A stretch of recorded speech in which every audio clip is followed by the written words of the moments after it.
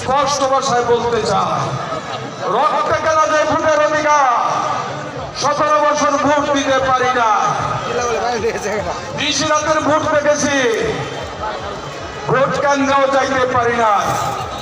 ষড়যন্ত্র চলছে ভোটের অধিকারকে ব্যাহত করার জন্য, যাতে ভোট যাতে কম কাস্ট হয়, এই ষড়যন্ত্র চলছে।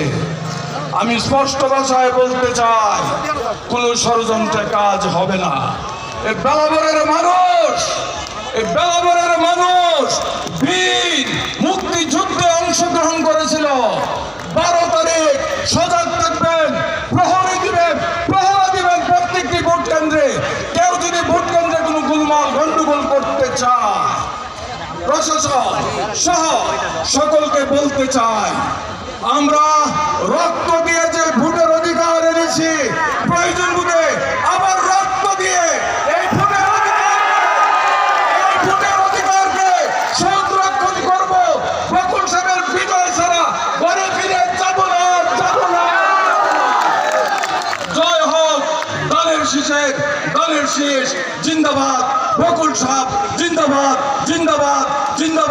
বেলাবরবাসী জিন্দাবাদ।